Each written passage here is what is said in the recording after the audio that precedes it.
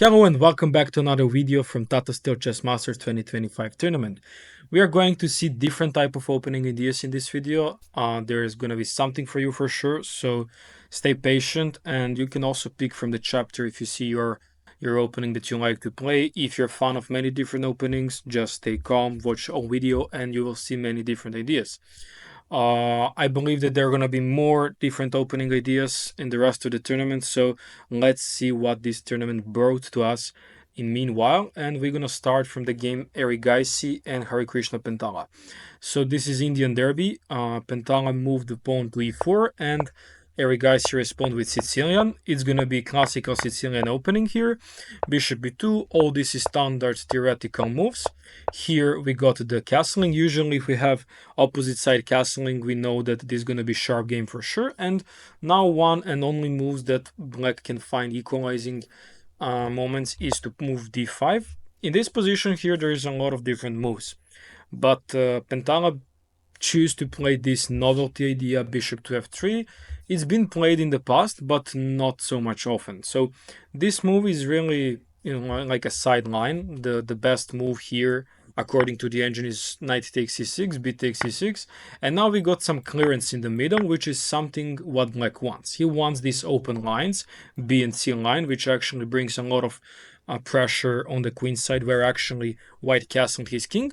And now after knight takes d5, it's winning a pawn, but black will provide certain compensation. Now queen takes d5 is a terrible choice. Since you actually sacrifice the pawn, you actually want to spend some time on this initiative. So queen c7, now this bishop is open, rook line is open. The other rook will come into the game after this bishop gets developed, most probably on e6. And this can actually be really, really tricky for white. That's why, of course, sometimes we just don't listen to engine. We play something that looks more practical. So it's actually better to not help black trade and get these simplifying moments on the queen side. There is also option of e takes d5, which usually end up in a similar situation, but here of course we're not gonna take, this is gonna transpose into the same line. There is option of bishop d4, which is also possible. Now e5 from black. This didn't happen in the game. I'm just showing you what's the most popular theoretical lines. Now bishop to e6 actually sacrifice the exchange. If white takes on f8, this is actually a bad idea, since now queen takes and queen b4 and rook b8, there is e4. Like, these diagonals are so scary, and black can get very strong queenside attack where our king is castled as white.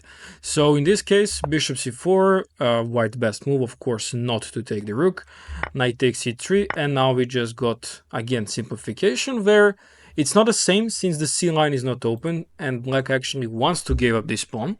But after queen g5 and bishop e3, taking on g2, I believe it's possible, but this will allow bishop takes e6, and we can say that here white is having some sort of edge, since the bishop on g7 is not yet open and there is a weakness on c6. Trading the queens for white here, I believe, is definitely option, because endgame is always better for white, while black wants to do the opposite. So this was the game between them, and in this case Pentala played the move bishop f3, d takes e4, such a normal and standard move. Now knight takes e6, and here queen c7. So yeah, maybe Erigaisi were finding all these moves on the board, but it's very, very hard to play all of this, since queen takes d2 leads to, again, simplification process, which actually black wants to avoid. Rook takes d2, and now b takes e6. They can't take on f3 because knight e7 is actually intermediate check, and it will save the piece. So b takes e6, more important move, and now I believe here knight takes or bishop takes.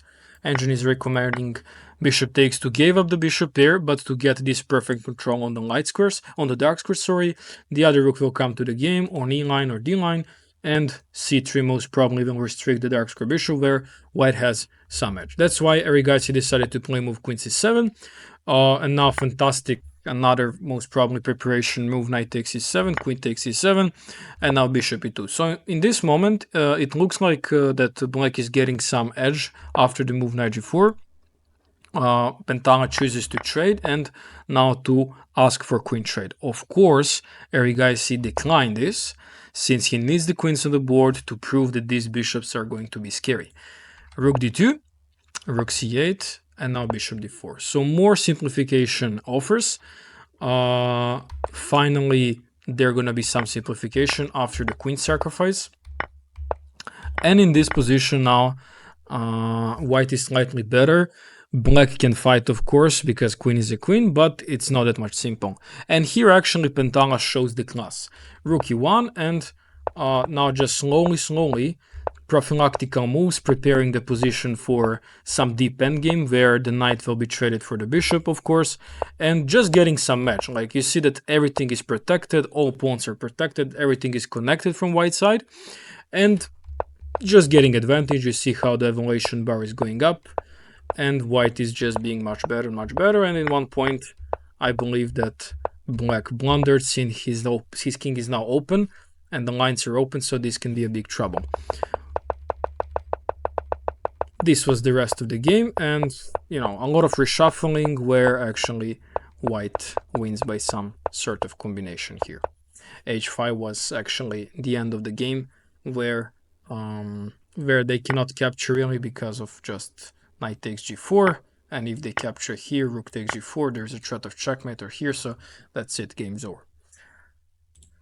Second game was between Praggnanandhaa and Abdusattorov. It was some English, where it's been popular nowadays to see this move bishop b4, and now Abdusattorov played this move a5. So I like this very much because if you decide to take here as white, then pawn takes, and now the rook is open, and this is already better position for black. So this pawn is not really a weakness since there is no other pieces that can make some pressure except queen. But if queen gets here, there's move knight c6, there's move knight c5, even though they can actually sacrifice this pawn because now this just gives a lot of time for black, and like a lot of pieces are active. There is the knights, there is the other knight, there is the queen entering, there is the d5, and you know, pawn doesn't really matter here when it comes to activity in the opening.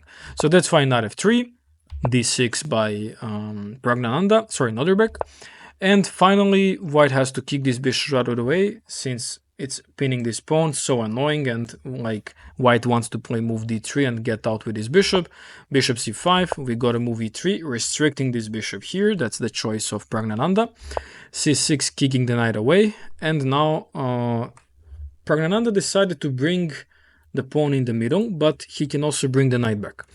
d4, energetic play. Of course, if they decided to take here, white will be after this sequence slightly better since bishop here, and the pawn structure in the middle is not really like clear. What will black do if he takes on c5? There is c takes d5, and already white is slightly better due to all these light squares are being so weak and the pawn on e5 is not protected. So in this case, I believe that that's the reason why they didn't exchange the pieces. So after d4, of course, Nodirbek saved this bishop.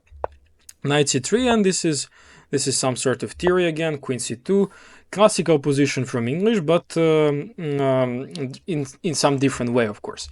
Knight gf6, bishop d2, castle, and now the thing that marked this line is the long side castle. So white actually picked the long side castling and decided to attack with later g4, h4, and so on. But the things went a little bit wrong for black. Sorry, for white, because he pushed the g4 a little bit too early.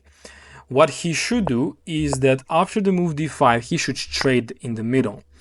But it's very like counterintuitive to take this pawn, since after c takes pawn, there is open c line. But apparently, white is more safer with this open c line than if he allows after g4, d takes e4. The reason why is because now b5, if the bishop captures, is coming with tempo, and then later b4, which actually challenges your knight and pawn at the same time, which will open up completely the queen side. g4 is the point, of course, like white wants to get the king side attack, but it's really slow in this case. So that's why after the move g4, it's inaccuracy, allowing black to create a strong counterplay. Instead of that, white will be slightly better after c takes, and now g4. The main point is now there is no move b5, there is no more pressure on the queen side, and if it even happens on the c line, there is always king b1, and white king will be safe. This is the only difference, and the game not gonna get on the black's side if white played properly the trade in the middle, like a French structure. You see, we are playing French with white, and we should take here in the middle, especially because his knight is staying on d7. There is another thing that knight is much better to stay on c6 if this trade happens. Knight on d7 is very restricted, and this is not good for white. This is not good for black in this case. Okay, next game we got the Warmerdam Max against Sarana Alexei. In this game we got some theoretical battle in the Reti system. Bishop f5, now c4, d takes c4 by Sarana, and here in this case knight to a3, typical move. You want to recapture here with your knight, of course. There was e5, pawn sacrifice. I believe that this pawn is not for free, of course, since there is bishop takes a3, b takes a3, and now queen d4. There is a fork, so you can't really take this pawn as white, and if you're playing this with black, you know what's the trick. So in this case now there is of course famous move knight takes e4, e4, knight f e5, or even knight h4 is possible.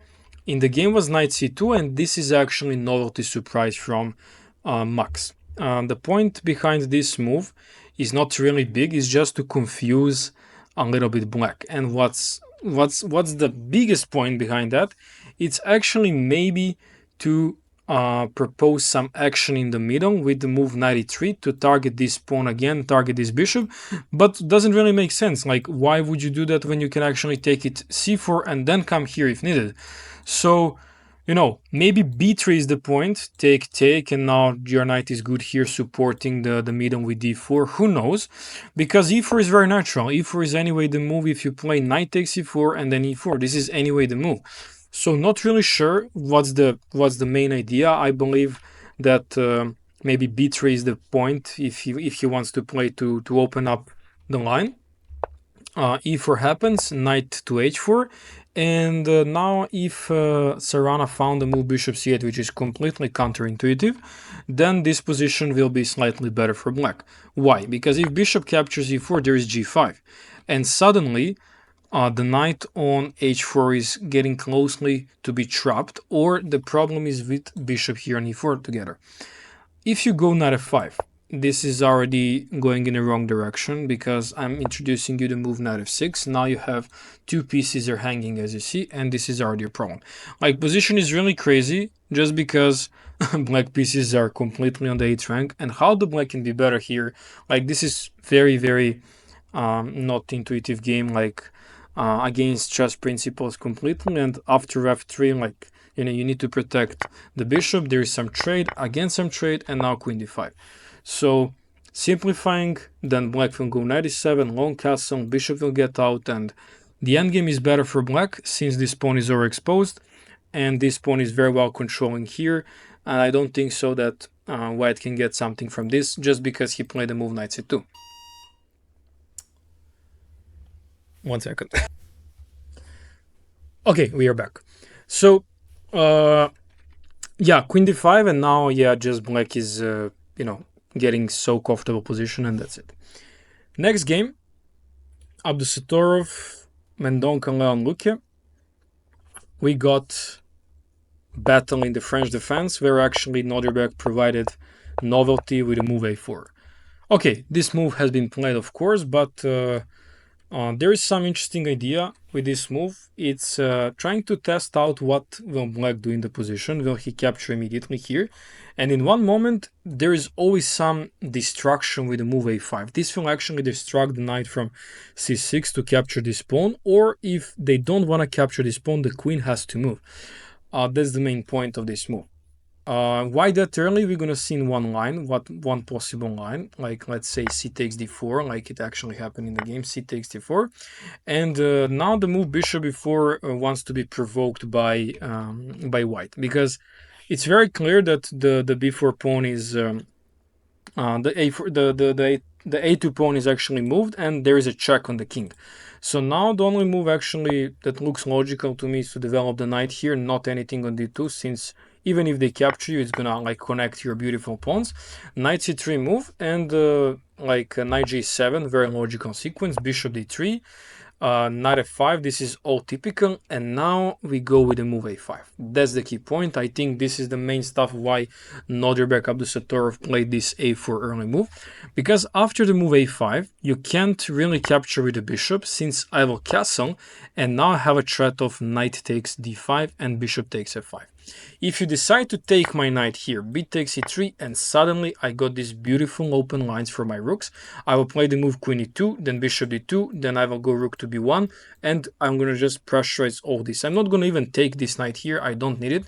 So I will just do all of this, maybe c4 later, and a lot of pressure on the queen side. If you capture this pawn with the knight here, then I will do castles, bishop d7, I will take your knight here, and you can't really take back because I have knight take d5, and I will, create a lot of problems. So knight on the rim is a grim, we know that. So that's why in this moment the only move for them is to play this intermezzo move, bishop takes e3, pawn takes e3, and now after e takes e5, we got the move bishop a3, which actually blocks the castling. Castling long is not really an option because after bishop c5, white is almost winning because the queen has to move somewhere on b5 or a6. Where actually we got some definitely ideas to win this knight, and also this bishop is terrible. We can also strategically play this move e6 to make the space for our knight on e5, and white is much better. So that's why this position is terrible for black. I think that's the main point of why Abdusattorov played this move a4. The other game, we got interesting novelty in the London system, where Caruana played white pieces, London, and against Van Foreest, where he actually delayed the move knight f6, but this is actually not the point why he delayed it. The point is the move knight h6. The idea behind that move is not so much hard to understand. It's actually very nice if you want to surprise your opponent. Bishop d3, standard static moves from the white, like this is very normal. Like if you're playing London, you know how this looks like, and I believe also from the black side this is very normal. So now if the knight is on f6, there is the move e4, right? But now e4 is not the same, since I can trade your bishop here, h takes, and I can just take here on d4. If you take back with a pawn, this is not the same story, since now I have the move knight to b4. Also, your bishop is hanging. I have some ideas later of bishop a6 if you move your bishop back to b1. My knight can jump on f5 if you capture here in the middle. My king is safe now. There is no some problems on h7 since my knight is here. Sacrifices on this knight does not exist, and black is getting slightly better here. So e4 now is not good. You need to prepare it like Caruana tried with the move queen e2, bishop e7, and now the main point, if for example white decide to castle here, is the move knight f5. So castling is of course good option for white, but the main point is this move knight f5. So also when you play the move e4 with the white, there is no later e5, so black don't need to panic about this move since the knight is staying on h6. After the move castle, knight f5 is very nice move from black.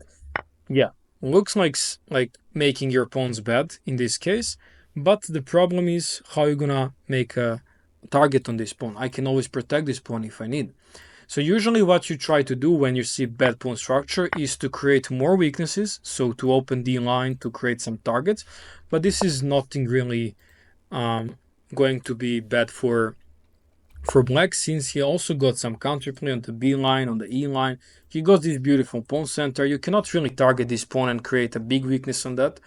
What can happen? Knight b3, for example, this sequence I analyzed with engine, and now after this next move is rook fc8, and most probably there will be some prophylaxis like a g6.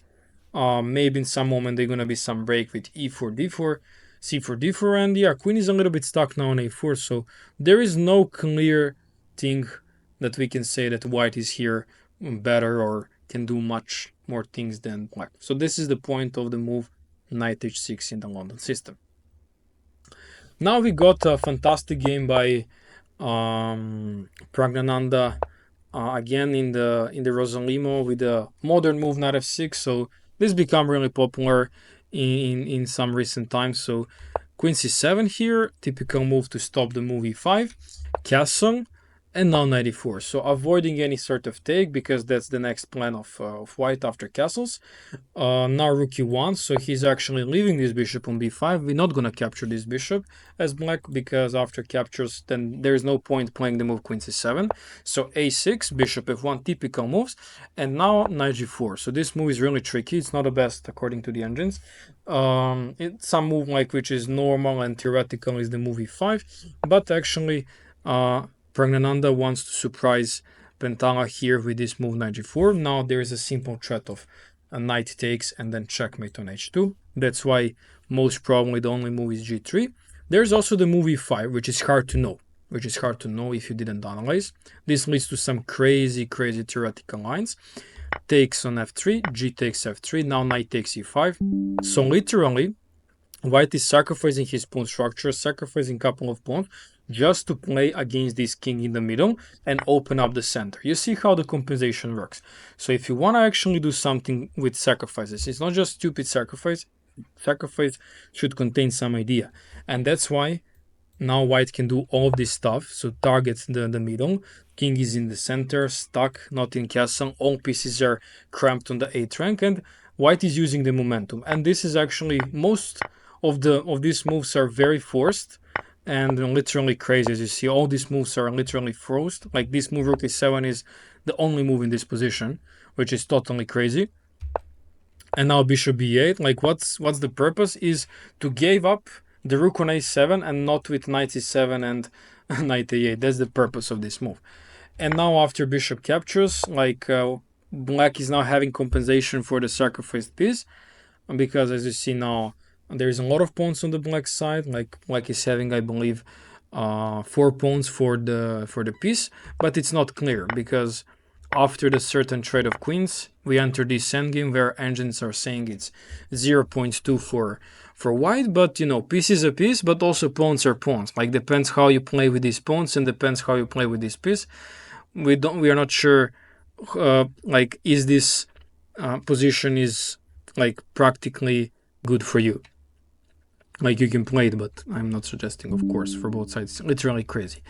In the game was g3, and after the move g3, like there's just normal position arising, like static position with just normal development, and the game ended in the Praggnanandhaa favor, of course, because Pentala opened up so much position, and it's being so uncomfortable later with this if you push these pawns a little bit more, since there is a fast counterplay on the other side.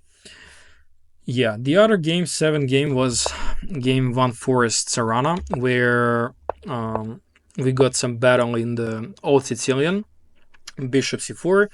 And now in these pawn structures, this is just not novelty, some interesting ideas how Van Foreest played. The game ended up in a draw, but in this case, the whole point is to play and stop the b5, move your bishop back to b3 if needed, play the move c3, this knight goes on d2, rook on e1, you can play h3, play knight f1, and then knight g3. That's actually your setup here. Like you're playing some sort of Real pass, but in Sicilian. This is exactly this type of positions. For black is really hard to push d5 since the rook is there, and you know, it's not really good for black to go immediately for the move d5. It's much better to build up firstly b5 and then later on to see if d5 works. Very comfortable move bishop a2, moving out from the some sort of targets, like tempo targets in future. c3 as we see this move. Then now knight f1, then now knight g3, castles, h3, and like very prophylactical play. And in one moment, black managed to break with b5. Of course, white is not touching anything. Also extending b4. Of course, white is not touching anything. So once you set up this structure, you're not moving from it. Like you're not changing with d4 yet. Like firstly, you need to organize your pieces to develop your other bishop on g5. a5, making more static play. And now finally, there was the break d4. Since all of pieces are ready, bishop g5, knight f3, knight g3, rook on e1. This bishop is ready for the attack. And only in one moment here, white could be slightly better if instead of queen d2, he played now the move d5. This is not the move that's hard to hard to understand, but it's hard to evaluate during the game and especially over the board if you're in time scramble or if you need to risk in a certain position. The point of this pawn sacrifice is just to open the line, to create some pressure, and also to open up the squares for your knights. This is the whole point, and all this pressure on the king side can arise now since our pieces are very well coordinated.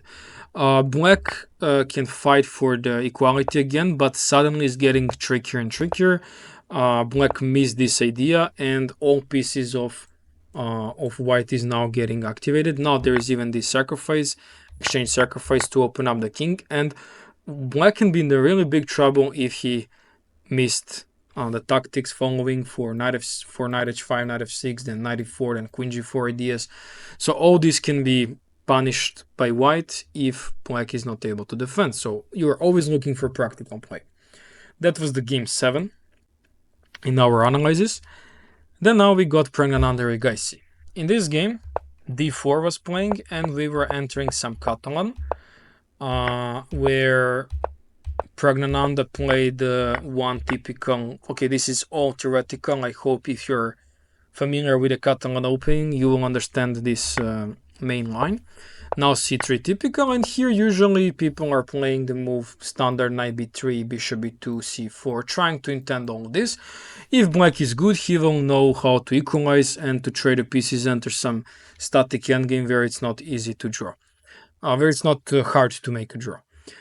But 91. It's a very nice move, some sort of novelty, new interesting idea, played in the past of course, but not so often. 91, now the point of this move is to reshuffle the knight here in the middle and to open up this diagonal as soon as possible for our bishop. And that's actually where Erigaisi start being confused. Like bishop d7 is not the best move, now rook b1, it's a move with tempo, targeting the pawn. Knight f5, putting the knight on the edge of the board is not a big deal, of course, especially because this opens our bishop and we can immediately trade our knights and open our bishops to be ready for getting on this diagonal. And also after this take, taking back with a pawn is necessary, since if you take back with rook, there is this Keymer and we're gonna lose the rook, one of the rooks, and that's gonna be exchanged up for black. So in this case, pawn takes of course, and adjusting pawn structure. This endgame is very comfortable for white. According to engines, this is all very, very close to be equal, but a problem is actually the structure and the coordination of other pieces. Yeah, Praggnanandhaa managed to win this. He would play it for, of course, for hours and hours, but actually Erigaisi managed to collapse very soon, because now you see this weakness on b5. Pawn on a5 is a very important pawn, but couldn't be able to develop the rooks on the other side just because this pawn is always hanging. Now the d line is getting more trickier, the king safety is not so much well, and yeah, suddenly the rooks switch to the d line, and that's actually the moments where Erigaisi collapsed. Then we got another Reti openings and another Catalan transposition. Of course, we got the similar line, but now instead of c3, which we actually see in the previous games, b5 move actually happened. And this is really tricky because knight e5 looks so natural, like what is happening here? We're gonna win the rook in the corner. That's actually true, we're gonna win the rook. But the main problem is that this is theory still, and black is having compensation for this exchange sacrifice. Now knight e4 is more or less the only move for white, since there is some threat for black. They want to play the move rook d8, pin your rook, and then later play knight g4 or this knight coming here, and there is a lot of problems on your king. So that's the main reason why white wants to play the move knight e4 here. Then some trade will happen, takes. Now knight g4, hitting the pawn, e3 should be played here, and now some f5, putting more pieces back.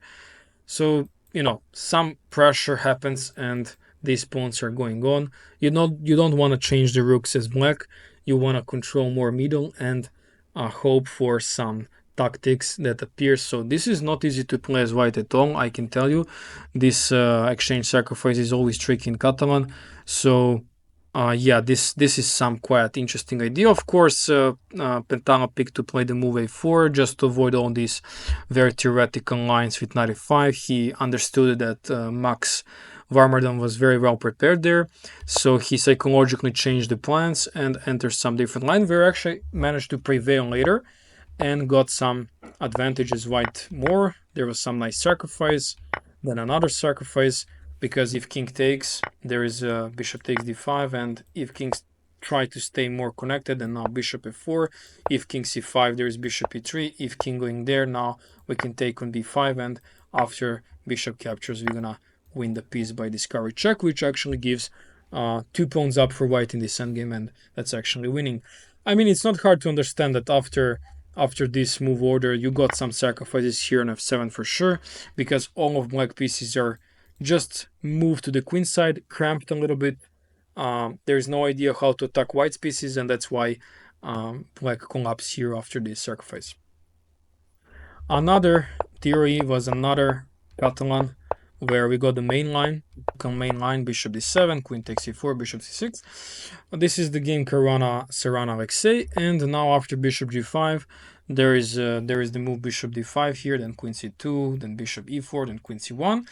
Sarana picked the move knight b7, then Caruana played the move knight c3, h6 the main move, and now here bishop takes f6 is the best and the most popular move, but Caruana picked to move bishop f4 back, bishop d6 as standard, trying to trade some pieces since black is not having so much space. Queen to d3, very typical for this position, trying to push e4 as usual. That's why they want to trade some pieces again, as I told you, to get some space.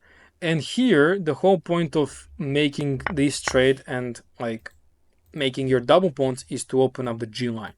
So this is not new idea, but it's really nice because it's only played in World Cup where Abdusattorov played white pieces against Caruana and crushed him completely. Where actually Abdusattorov prevailed to candidates 2024. So here, a5 played by Sarana, trying to play rook a6 and rook b6, activating the rook this way. This is a famous idea from the black side. The point of this opening is actually to never ever takes here on f3, because it looks very natural, but now it's not good. It's actually giving the time to white to adjust his bishop, open the G line, and just start attacking. So that's actually how the game went.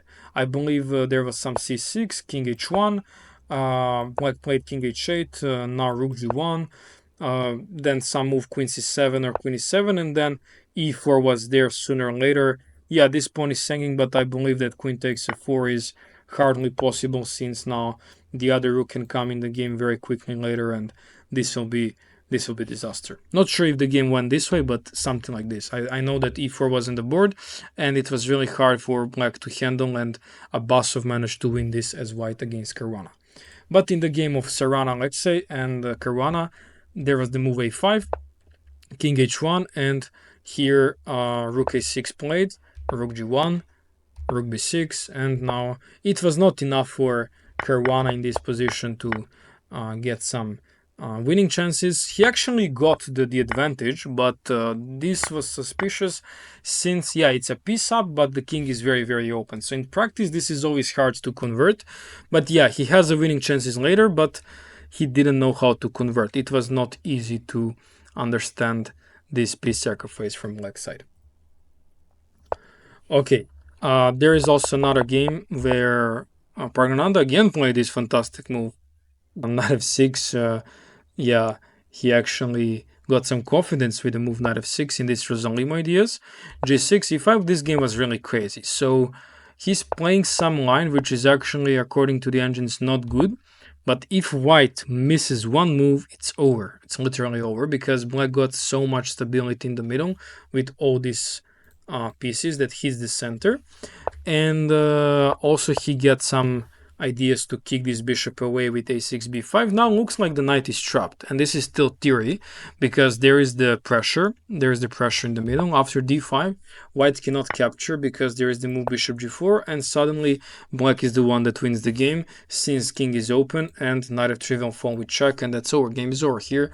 Like, black is literally winning. So that's why they can't take. H3 has to be played to protect the pawn. And now after a6, bishop is getting back. Here, we can't really play immediately move b5 as black, because after bishop b3, we can't play c4 since there is the knight takes d4. If we try firstly to take the knight, and then after queen takes f3 now to play c4, this is a problem, because just takes. You can't take with d pawn to trap the bishop, since the rook in the corner will be hanging. And if you take back with this one, then also bishop takes e4 is there, and this will be just easy blunder and resignation from black, because also knight is trapped and I just collect a lot of stuff, so white is winning. The only move for black is actually to play move knight e6. The main idea is to jump here with the knight, so now it's time to take. But then how we bring the piece back as black, it's actually very simple. b5, bishop b3, typical move. c4, the only move to trap the bishop, otherwise bishop will find his way after the pushing a4. h6, trying to put some pressure on the king side, typical move to like zone the king for endgame problems and back rank checkmates. Bishop h8, d takes e4, and yeah, here, okay, your bishop is lost, so it's much better to actually take this pawn on c4 than to leave it for future. And now in this case, we are entering some endgame, which actually end up in a very peaceful, quiet draw after a lot of tradings, as you see. And these opposite color bishop movements are typical draw situations where there's no actually a big weaknesses on the black side. White can try to pressure something because king is not so much stable, but there is also no clear path how to attack this king, because bishop is always there to control f3, and the b line is not a big deal, like you can't really do if you play rook b6, and everything is very well protected. The game ended in a draw, and now we got Fedoshev Vincent, where we got some novelty idea from Keymer. He unfortunately lost, but he provided a great value in the opening in the Slav, semi-Slav defense. So yeah, here bishop g5, Fedoshev picked the line to take the knight, and after that just to normally develop his pieces. When we see first unusual move queen e7, I believe that the idea of that move is to see what will actually white do, and if he goes like he was in the game in accuracy c5, now there is some ideas even with e5, but what actually Keymer played is the move g5. What is the point? He would like to extend his pawns already, since the center is blocked, so c takes d5 does not work anymore. And since the center is closed, there is no like strong and queenside counterplay from the white side. I believe here that black can get some good attacking chances, even with f5, g4, h5, you know. This was the main point in their game. Later on, black blundered, unfortunately. He was much better. I mean, Keymer was much better all the game, but it was not enough. You know, you have to prove that you have a better understanding in the winning moments for your than your opponent. You need to be careful when you're winning. You have to stay focused to not miss some opponent chances, and you know, we need stability in these moments. So Max beat the Erigaisi. Erigaisi is not having great tournament on the Tata still, and again some weird opening choice here. Just to tell you, if you're not familiar with this, this will fall, do it to the check here. That's the whole point. I used to play a lot of this anti-Sicilians in the past, and I'm thinking honestly to come back, because the popularity of anti-Sicilians is just rising and rising. So yeah, this is a typical idea. You would like to bring your bishop back to c2, play d4, go castle, and something similar as we've seen in some past games here. Bishop c2, rook c8, and now this move is really tricky. Now you can't play really d4, because after take, there is some knight before moves, and that's the whole point of this idea. Now there are problems on the queen side. Also, there is a problems after something like bishop b3.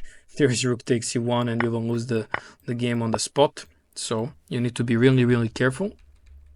That's why d4 is not working.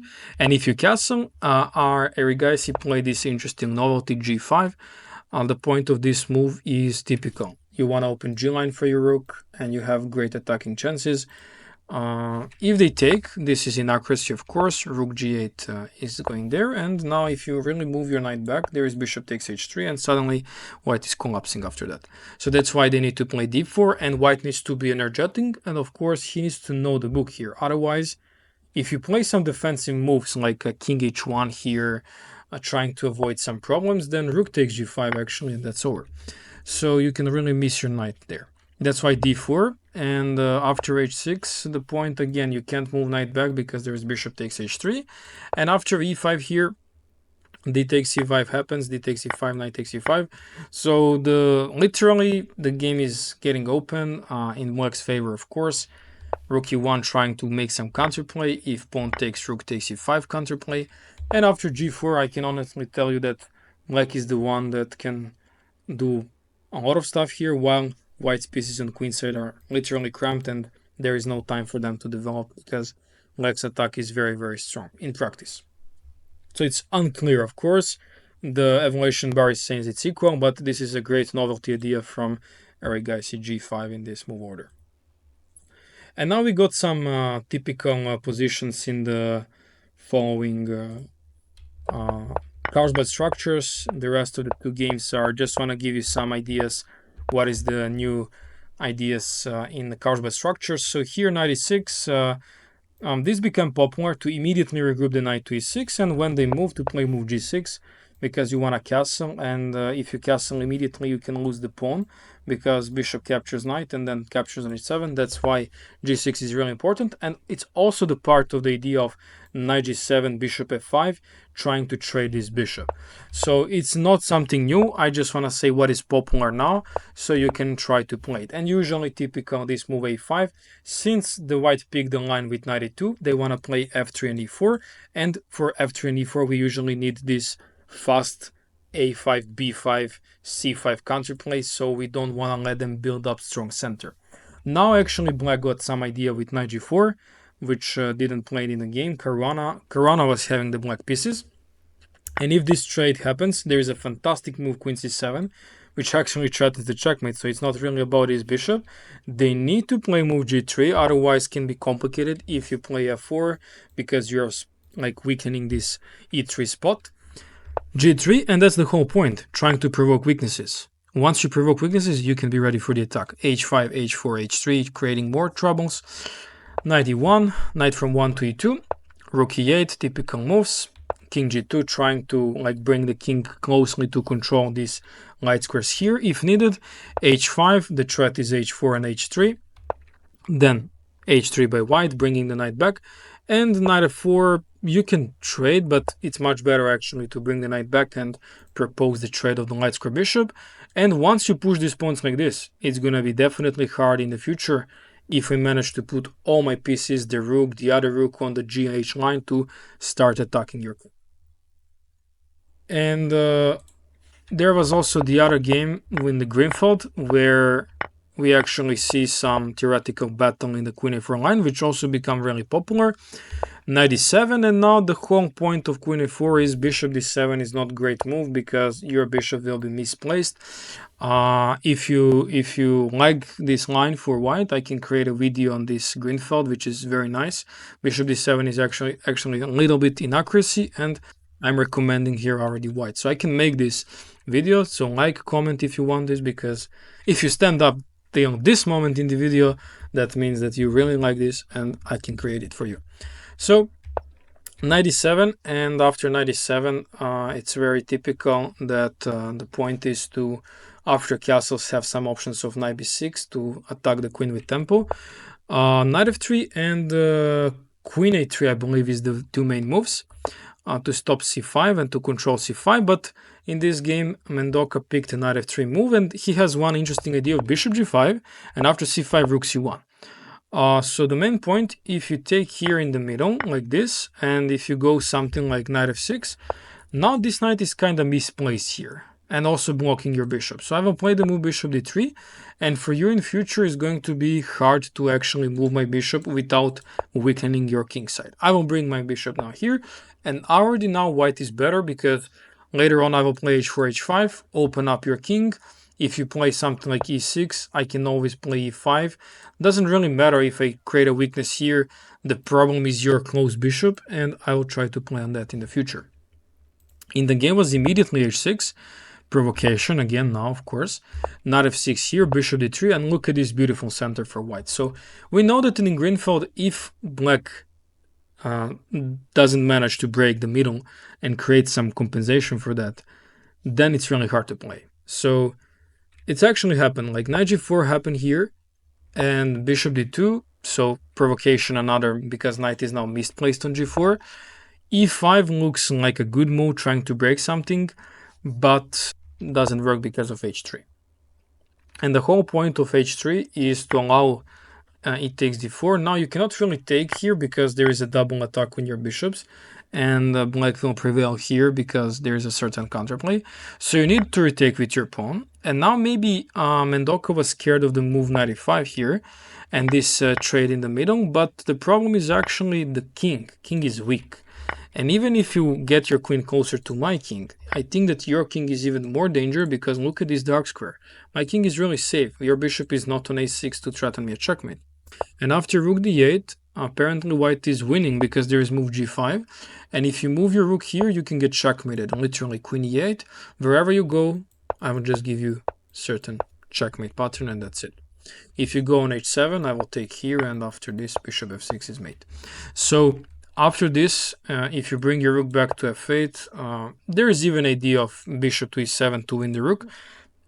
But I believe here the castling is priority, and also maybe some idea of bishop f6, h4, h5, or h4, typical idea to meet in future if they move the bishop away to get this rook out, which is giving whites huge advantage. In the game was not this. In the game was different. He played d5, and suddenly there is enough counterplay with f5.